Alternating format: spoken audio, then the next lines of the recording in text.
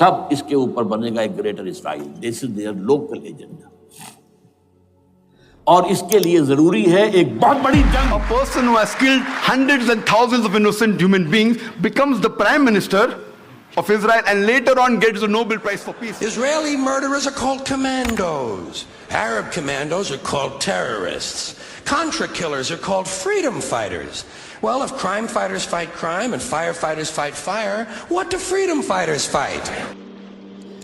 اس وقت عالمی سطح پر یہودی جمع عیسائی بریکٹ میں کر لیجیے اور امریکہ جمع یورپ یہ بریکٹ میں کر لیجیے. ان کا اندر معاملہ کیا ہے؟ اصل جو ہے اس میں پیچھے مائنڈ ہے، ماسٹر مائنڈ، سازشی ذہن، وہ یہود کا ہے. باقی عیسائی اعلی کار بن گئے ہیں. جو 100% اعلی کار ہے یہود کا وہ پروٹیسٹنٹس ہیں. پروٹیسٹنٹزم یہود ہی نے پیدا کرایا تھا. یہود ہی نے یورپ کے اندر سود کا رواج شروع کروایا، ورنہ سود حرام تھا. وہاں پر بھی یوزری بھی اور کمرشل انٹرسٹ بھی دونوں حرام تھے. یہ یہودیوں نے کروایا. اور پھر پہلا بینک بنوایا ہے انگلستان کے اندر، بینک آف انگلینڈ. اور جو پوپ کے خلاف بغاوت کرائی تو پہلی بغاوت ہوئی انگلستان کے اندر، جو چرچ آف انگلینڈ علیحدہ ہو گیا پوپ سے. اور اسی کو یہودیوں نے قرار دیا یہ ہمارا ماڈرن اسرائیل ہے. یہ اسرائیل ہمیں دیا ہے گاڈ نے، یہ جو ہے برطانیہ. اس کے کچھ عرصے کے بعد یہی جو ہے ایکسوڈس ہوا ہے اور وہ امریکہ میں جا کے آباد ہوئے. لہذا امریکہ کو بھی جیوز نے کہا ہے دس از اندر اسرائیل، یہ ہے ہمارے اصل اسرائیل، ماڈرن اسرائیل یہ ہے. اس لیے کہ جو انہیں وہاں پر اقتدار حاصل ہوا، جو قوت حاصل ہوئی ہے، جس قدر دولت انہوں نے وہاں جمع کی ہے، وہاں کے جس طریقے سے جکڑ لیا ہے حکومتوں کو، فرنگ کی رگے جہاں پنجے یہود میں ہے.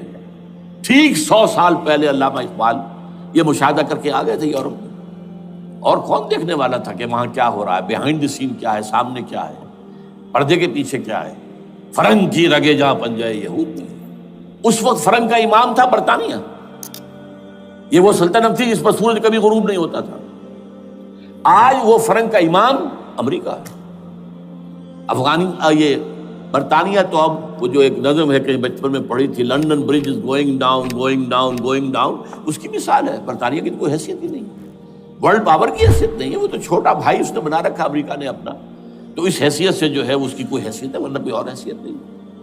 بہرحال ان دونوں میں یہ ہے کہ پیچھے ماسٹر مائنڈ، سازشی ذہن، پلاننگ، اسکیم ساری یہودیوں کی.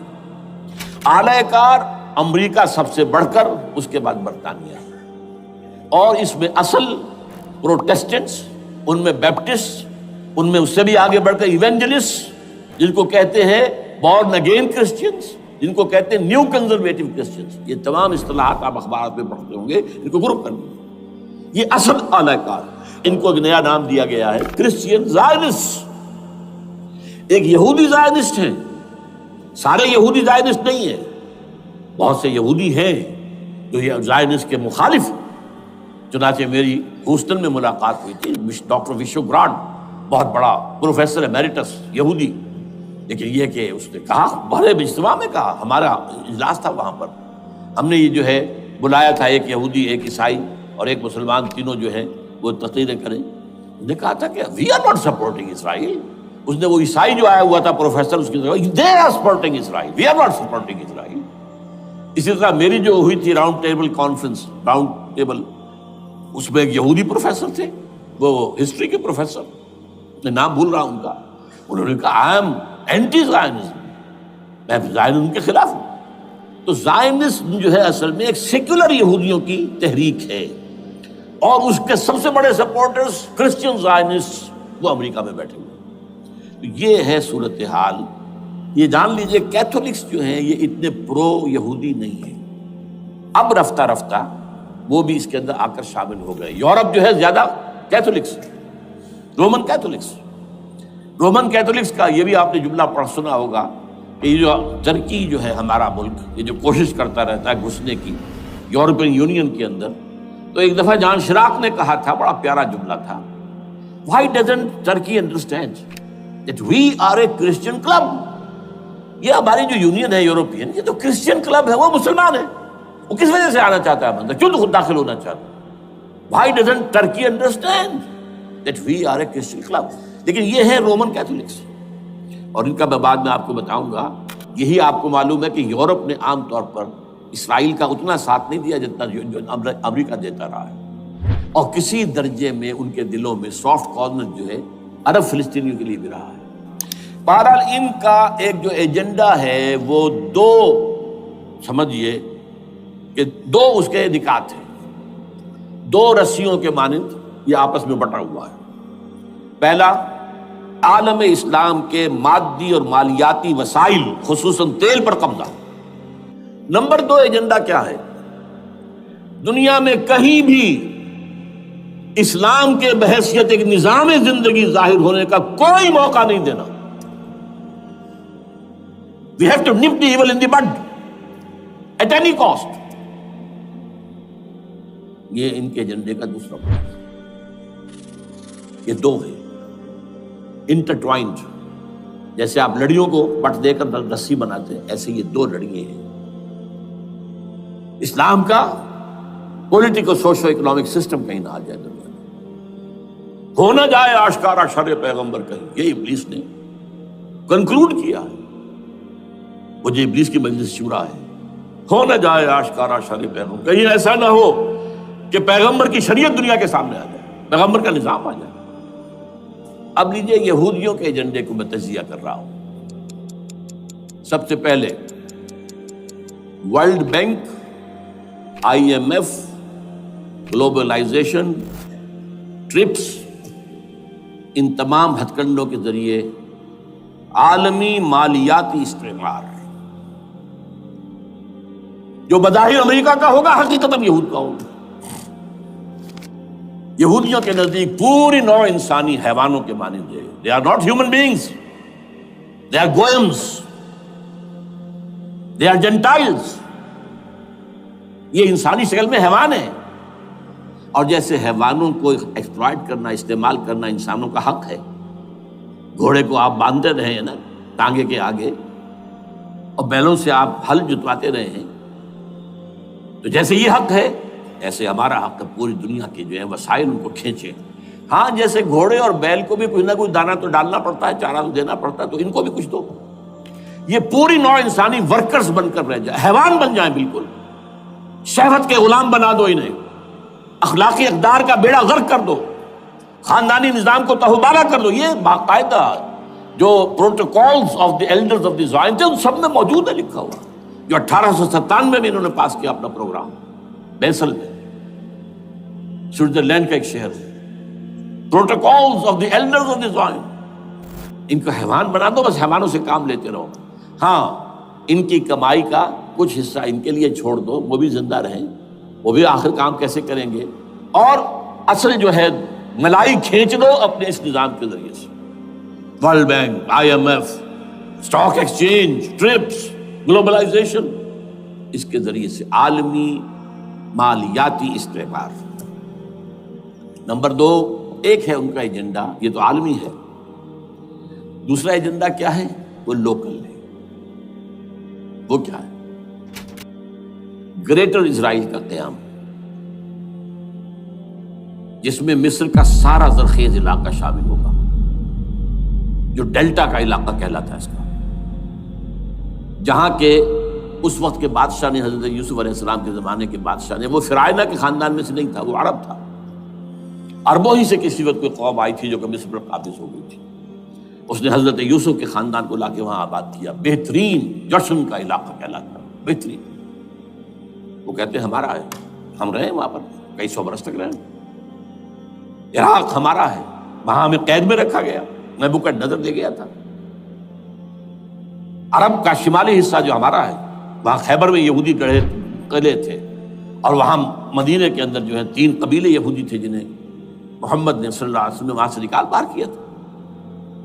یہ جارڈن، یہ ترکی کا بھی کچھ حصہ ہمارا ہے، باقی پورا لبنان اور پورا فلسطین، یہ سب اس کے اوپر بنے گا ایک greater Israel. This is there local agenda, اور اس کے لیے ضروری ہے ایک بہت بڑی جنگ، ایسے آسانی سے نہیں ہو جائے گا۔ آرمگڈون جس کو حضور نے فرمایا الملحمۃ العظمیٰ، الملحمۃ الکبریٰ، بہت بڑی جنگ، جس کی خوفناکی اور تباہناکی کا اندازہ اس سے کیجیے۔ حضور فرماتے ہیں کہ اگر ایک باپ کے 100 بیٹے یا ایک دادا کے 100 پوتے ہوں گے تو ان میں سے 99 ختم ہو جائیں گے، ایک بچے گا۔ اور ایک جگہ فرماتے ہیں اتنی اموات ہوں گی، اتنی لاشیں ہوں گی کہ ایک نفاست پسند پرندہ جو ہے، جو گندگی پہ نہیں اترنا چاہتا، ایک تو ہے یہ کوے، چیلیں، گدھ، وہ تو گندگی ہی کی تلاش میں ہے مردار کھانے کے لیے، وہ تو لاشوں کو نوچ رہے ہوں گے۔ وہ پرندہ جو ہے نفاست پسند پرندہ، وہ نہیں اتر سکے گا، اڑتا اڑتا چلا جائے گا، لیکن لاشوں کا سلسلہ ختم نہیں ہوگا، یہاں تک کہ تھک ہار کر لاشوں پر گر جائے گا۔ یہ دور نہیں ہے، اس لیے کہ اس پر متفق ہیں یہودی بھی اور عیسائی، پروٹسٹنٹس، عیسائی اس کے اوپر پوری طرح متفق ہیں۔ آرمگڈون جسے آپ تھرڈ ورلڈ وار کہہ لیں، الملحمۃ العظمیٰ کہہ لیں، الملحمۃ الکبریٰ کہہ لیں، حضور کے الفاظ میں یہ آئے گی۔ اس کے نتیجے میں گریٹر اسرائیل بنے گا۔ نمبر 3 پھر بنے گا تھرڈ ٹیمپل، جو ٹائٹس نے گرا دیا تھا 70 میں، سن 70 عیسوی، جسے گرے ہوئے کتنا عرصہ ہو گیا؟ 2008، اندازہ کر لیجئے 1800 کتنے برس ہو چکے۔ وہ دوبارہ بنائیں گے تھرڈ ٹیمپل، اور اس کے لیے مسجد اقصیٰ کو گرائیں گے اور ڈوم آف دی راک، قبۃ الصخرہ، وہاں لا کر پھر اس میں کنگ ڈیونز تھرون لا کے رکھا جائے گا۔ یہ بھی میرے علم میں پہلی مرتبہ اسی ٹرمپٹ کے اشارے سے آیا۔ وہ کیا ہے؟ حضرت داؤد کا، آج سے کتنے ہزار سال پہلے کی بات ہے، اندازہ کیے، 1000 قبل مسیح، اور یہ اب 2000 ہو گیا عیسوی، 3000 برس تو ہو گئے۔ وہ کیا تھا؟ ایک پتھر تھا جس پر بٹھا کر حضرت داؤد کی تاج پوشی کی گئی تھی، پھر اسی پر حضرت سلیمان کی تاج پوشی ہوئی، پھر اسی پر ان کے بادشاہ آتے رہے، تاج پوشی ہوتی گئی۔ ٹائٹس نے جب گرایا ہے سن 70 عیسوی میں، یروشلم کو برباد کیا، 1,33,000 یہودی ایک دن میں قتل کیے، ایک دن میں، باقی نکال دیا، بھاگ جاؤ یہاں سے۔ اس کو کہتے ہیں diaspora, that started in 70 AD، یہ منتشر ہو گیا، جس کا جہاز سنگھ سمایا چلا گیا، یورپ میں چلے گئے، شمالی افریقہ میں، مسلمان ملکوں میں، انڈیا میں آ گئے، ایران میں آ گئے، سب جگہ وہاں سے نکال دیے گئے، ڈائسپورا۔ بہرحال وہاں سے وہ ٹائٹس وہ پتھر لے گیا، وہ روم میں لے گیا، روم سے کسی طرح وہ آئرلینڈ پہنچ گیا۔ آئرلینڈ پیور کیتھولک ملک ہے، آپ کو معلوم ہوگا، اور وہاں پر پروٹیسٹنٹس کی اور کیتھولکس کی جنگیں ہوتی رہتی ہیں۔ کبھی بھی شیعہ سنی مسلمانوں کی اس طور سے خانہ جنگی نہیں ہوئی ہے جیسے کہ وہاں ان دو عیسائیوں میں، کیتھولکس اور پروٹیسٹنٹس میں ہوتی ہے۔ وہ رومن کیتھولک ملک ہے بیچ میں۔ وہاں سے وہ انگلینڈ میں آیا، انگلینڈ میں جب آ گیا، بلکہ وہاں سے اسکاٹ لینڈ سے انگلینڈ میں پھر اس کو ایک کرسی کے اندر اس کی سیٹ کی حیثیت سے بنا کر ایک تھرون کی شکل دے دی گئی، اور وہ جو ویسٹ منسٹر ایبے ہے، برطانیہ کے پارلیمنٹ کے ساتھ جو چرچ ہے، ویسٹ منسٹر ایبے، وہاں اس کو لا کے رکھ دیا گیا۔ اس وقت سے برطانیہ کے بادشاہوں اور ملکاؤں کی تاج پوشی وہاں ہوئی۔ تو ایک یہ ہے کہ پھر اس کو لا کر وہاں رکھیں گے۔ اب یہاں سے اختلاف ہے، یہ نوٹ کر لیں، یہاں تک عیسائیوں کا، یہودیوں کا ایجنڈا ایک، یہاں اختلاف ہے۔ یہودیوں کے نزدیک ان کا مسیح آئے گا اور وہ وہاں بیٹھ کر پوری دنیا پر راج کرے گا۔ وہ مسیح جس کی خبر دی گئی تھی شروع کی کتابوں میں، جو تورات کی ابتدائی کتابیں ہیں، وہ تو حضرت مسیح کی شکل میں آ گئے۔ دی پروفیسی واز فلفلڈ۔ یہودیوں نے نہیں مانا، انہیں تو قرار دیا جادوگر ہے، کافر ہے، مرتد ہے، ولد الزنا ہے، اور اپنے بس پڑتے سولی پر چڑھوا دیا۔ وہ دوسری بات ہے، اللہ نے کیا کیا، وہ ایک علیحدہ مسئلہ ہے۔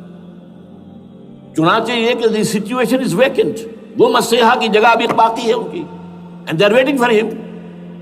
تو وہ آئے گا اور وہ یہاں اس تخت داؤد پر بیٹھ کر پوری دنیا پر حکومت کرے گا۔ عیسائیوں کا کہنا کیا ہے کہ در حقیقت حضرت مسیح نازل ہوں گے، سیکنڈ کمنگ آف جیسس، جس کو ہم بھی مانتے ہیں۔ اگرچہ ہوگا کیسے، حالات و واقعات کا کیا ہمارے نزدیک رنگ ہے وہ کچھ مختلف ہے، وہ میں اس کو بیان نہیں کر سکتا۔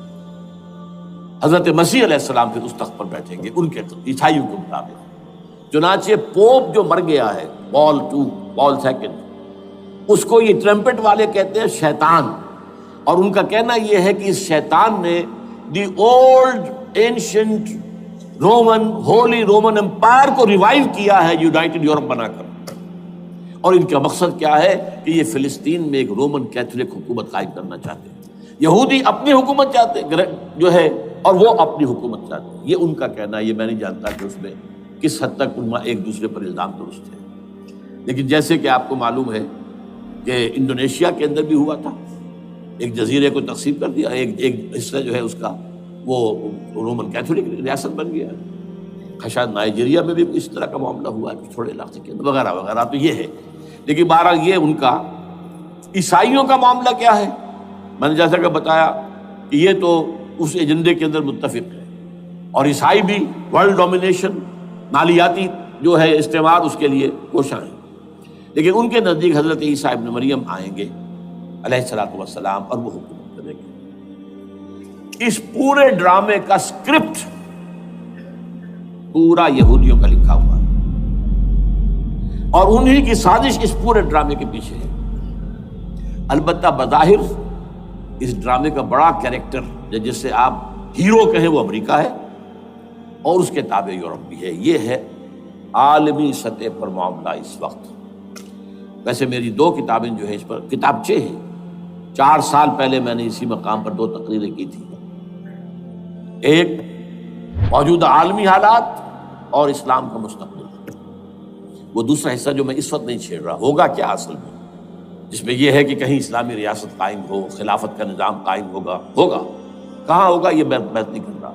حضرت مہدی کا ظہور ہوگا، وہ آئیں گے عرب کے اندر۔ پھر یہ ہے کہ وہ جو گریٹر اسرائیل کے خلاف جہاد ہوگا، اور اللہ کرے گا کہ رفتہ رفتہ یہ ممالک جو ان سے لے لیے جائیں گے، یہاں تک کہ بالآخر ایک یہودی اعلان کر دے گا میں ہوں مسیح، جس کو کہ عیسائی بھی کہتے ہیں اینٹی کرائسٹ، اور یہ کہتے ہیں یہ بیپٹسٹ بھی کہ اینٹی کرائسٹ جو ہے وہ یہودی ہوگا، جبکہ کچھ عرصے پہلے بہت بڑا پروپیگنڈا ہوا تھا کہ اینٹی کرائسٹ جو ہے، دجال جو ہے، وہ تو مسلمان ہوگا، نہیں، لیکن وہ کہتے ہیں کہ ہوگا یہودی ہوگا، اور پھر اس یہودی کو قتل کریں گے حضرت مسیح، دی ریئل مسیح، اصل مسیح جو اٹھا لیے گئے درمیان میں، وہ آئیں گے، اور ان کے ہاتھوں دجال بھی قتل ہوگا، اور پھر مسلمانوں کے ہاتھوں ایک ایک یہودی ختم ہوگا۔ پھر ایک عالمی اسلامی ریاست قائم ہوگی حضرت مسیح کے ہاتھوں، اور وہاں پر حضرت مسیح، ایک حدیث میں آتا ہے 40 برس تک پوری دنیا پر حکومت۔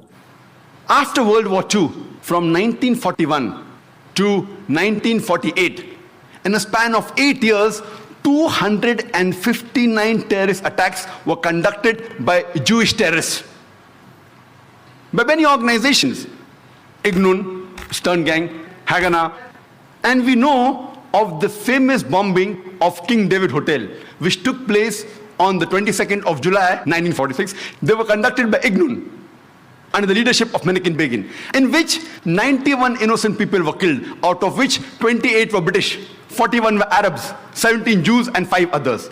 The Ignun group, they dressed up as Arabs to show as though Muslims did the bombing. And the person responsible was Menachem Begin. And it was the biggest terrorist attack against the history of British Mandate, in which 91 people were killed. And at that time, Menachem Begin, he was called as terrorist number 1 by the British government. Later on, after a few years, he becomes the Prime Minister of Israel. And later on, after a few years, he gets the Nobel Prize for Peace. Imagine, a person who has killed hundreds and thousands of innocent human beings becomes the Prime Minister of Israel, and later on gets the Nobel Prize for Peace. And most of the groups that were fighting, like Stern Gang, Ignun, Haganah, all of these Jewish groups and the leaders like Yitzhak Rabin, Menachem Begin, Ariel Sharon, later on became prime ministers and high-holding ranks in the state of Israel. بہرحال یہ دوسرا picture ہے جو ہمارے سامنے، میں اس وقت کی تفصیل میں نہیں جا رہا، جو ان کے سامنے پکچر ہے وہ میں نے آپ کو بیان کر دیا۔